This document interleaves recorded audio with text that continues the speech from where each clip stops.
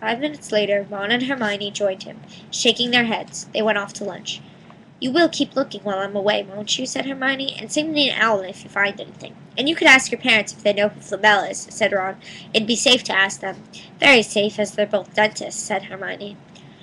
Once the holidays had started, Ron and Harry were having too good a time to think much about Flamel. They had their dormitory to themselves, and the common room was far emptier than usual, so they were able to get the good armchairs by the fire. They sat by the hour, eating anything they could spear on a toasting fork. Bread, English muffins, marshmallows, and plotting ways of getting Malfoy expelled, which were fun to talk about even if they wouldn't work.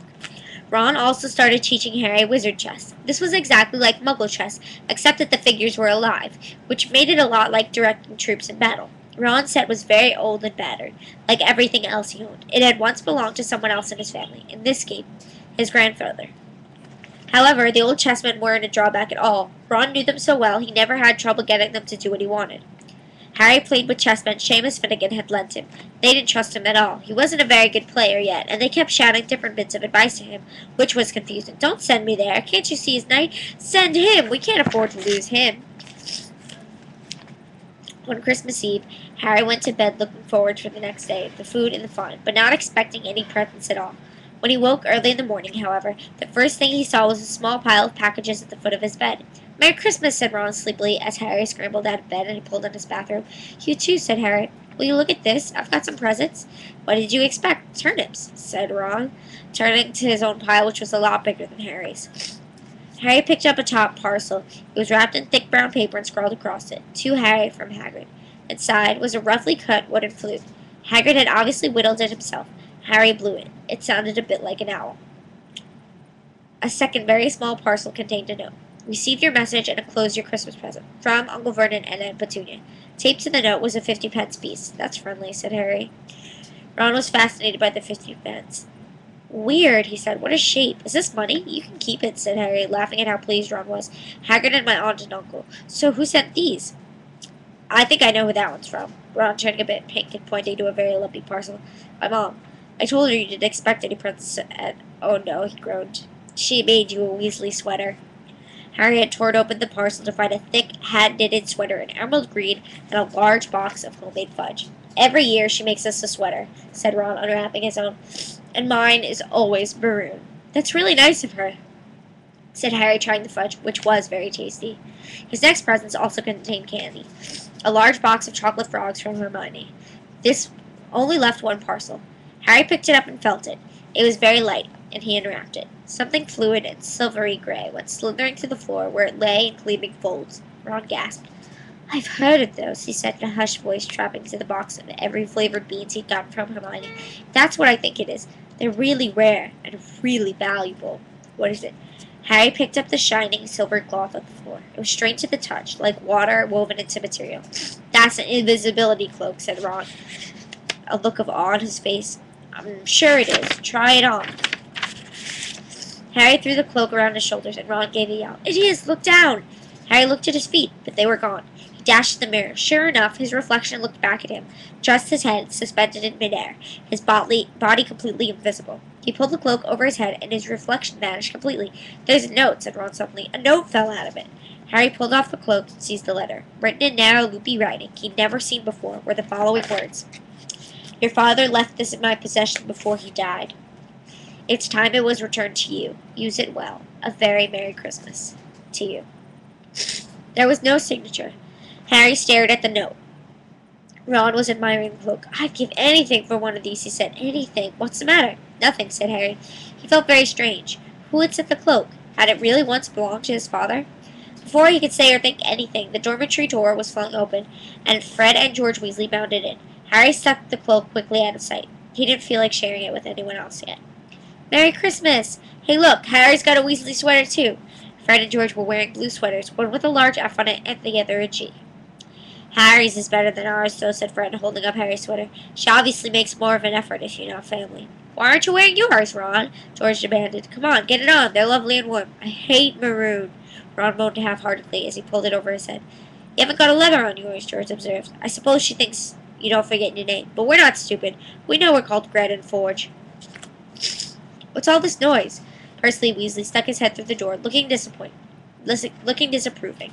He had clearly gotten halfway through unwrapping his presents as he, too, carried a lumpy sweater over his arm, which Fred seized. P for prefect! Get it on, Percy. Come on. We're all wearing ours. Even Harry got one. I don't want, said Percy thickly as the twins forced the sweater over his head, knocking his glasses askew. And you're not sitting with the prefects today either, he said. George. Christmas is the time for family. They frog marched Percy from the room, his arms pinned to his side by his sweater. Harry had never felt all in his life had such a Christmas dinner. 100 fat roast turkeys, mountains of roast and boiled potatoes, platters of chipolatas, I don't know what those are, tureens of buttered peas, silver boats of thick, rich gravy and cranberry sauce, and stacks of wizard crackers every few feet along the table. These fantastic party favors were nothing like the feeble muckle ones that Dursleys normally bought, with their little plastic toys and their flimsy paper hats inside. Harry pulled a wizard cracker with Fred, and it didn't just bang. It went off with a blast like a cannon, engulfed them in a cloud of blue smoke. But from the inside exploded a rear admiral's hat and several live white mice. Up at the high table, Dumbledore swapped his pointed wizard's hat for a flowered bonnet and was chuckling merrily at a joke Professor Flitwick had just read him. Flaming Christmas puddings followed the turkey. Percy nearly broke his teeth on a silver sickle embedded in his slice. Harry watched Hagrid getting redder and redder in the face as he called for more wine, finally kissing Professor McGonagall on the cheek, who, to Harry's amazement, giggled and blushed, her top hat lopsided. When Harry finally left the table, he was laden down with a stack of things out of the crackers, including a pack of non-explodable luminous balloons, a grow-your-own warts kit, and his own new wizard chess set. A white mice had disappeared, and Harry had a nasty feeling they were going to end up in Mrs. Norris's Christmas dinner. Harry and the Weasleys spent a happy afternoon having a furious snowball fight on the grounds. Then, cold, wet, and gasping for breath, they returned to the fire in the Gryffindor common room, where Harry broke in his new chess set by losing spectacularly to Ron. He suspected he wouldn't have lost so bad if Percy hadn't tried to help him so much. After a meal of turkey sandwiches, crumpets, trifle, and Christmas cake, everyone felt too full and sleepy to do much before bed, except sit and watch Percy chase Fred and George all over Gryffindor Tower because they'd stolen his prefect badge. It had been Harry's best Christmas day ever, yet something had been nagging the back of his mind all day. And not until he climbed into bed was he free to think about it, the invisibility cloak, and whoever had sent it. Ron, full of turkey and cake, with nothing mysterious to bother him, fell asleep almost as soon as he drawn the curtains of his four-poster. Harry leaned over the side of his own bed and pulled the cloak out from under it. His father's. This has been his father's. He let the material flow over his hands, smoother than silk, light as air. Use it well, the note had said. He had to try it, now. He slipped it out of the bed, wrapped the cloak around himself. Looking down at his legs, he saw only moonlight and shadows. It was a very funny feeling. Use it well. Suddenly, Harry felt wide awake. The whole of Hogwarts was open to him in this cloak. Excitement flooded through him as he stood there in dark silence. He could go anywhere in this, and Filch would never know. Ron grunted in his sleep. Should Harry wake him? Something held him back. His father's cloak. He felt that this time, the first time, he wanted to use it alone. He crept out of the dormitory, down the stairs, across the common room, and climbed through the portrait hole. Who's there? Squawked the fat lady. Harry said nothing. He walked quickly down the corridor. Where should he go? He stopped, his heart racing, and thought, and then it came to him, the restricted section of the library. He'd be able to read as long as he liked, as long as it took to find out who Flamel was. He set off, drawing the invisibility cloak tied around him as he walked. The library was pitch black and very eerie. Harry lit a lamp to see his way along the row of books. The lamp looked as if it was floating in midair, and even though Harry could feel his arms supporting it, the sight just gave him the creeps. The restricted section was right at the back of the library. Stepping carefully over the rope that separated these books from the rest of the library, he held up his lamp to read the titles. And they didn't tell him much.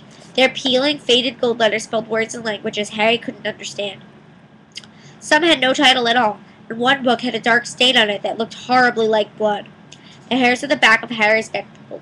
Maybe he was imagining it, maybe not, but he thought there was a faint whispering coming from the books, as though they knew someone who was there who shouldn't be. He had to start somewhere. Setting the lamp down carefully on the floor, he looked along the bottom shelf for an interesting-looking book.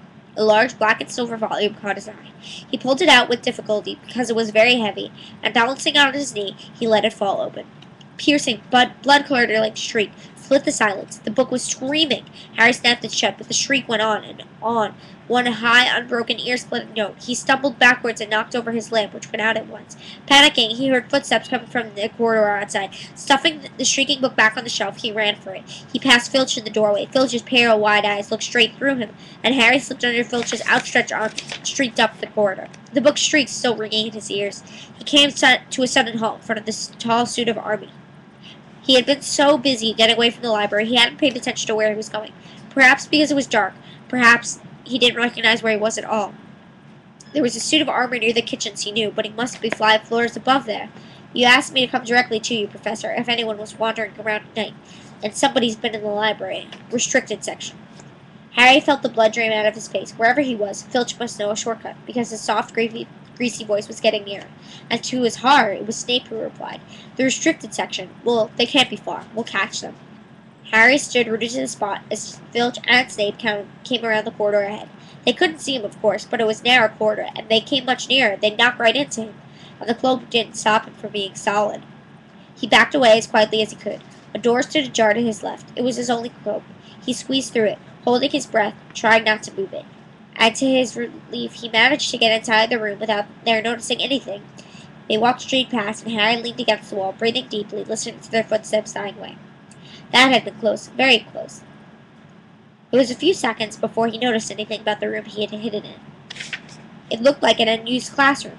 The dark shapes of desks and chairs were piled against the walls, and there was an upturned wastepaper basket, but propped against the wall facing him was something that didn't look as if it belonged there. Something that looked as if someone had just put it there to keep out of the way.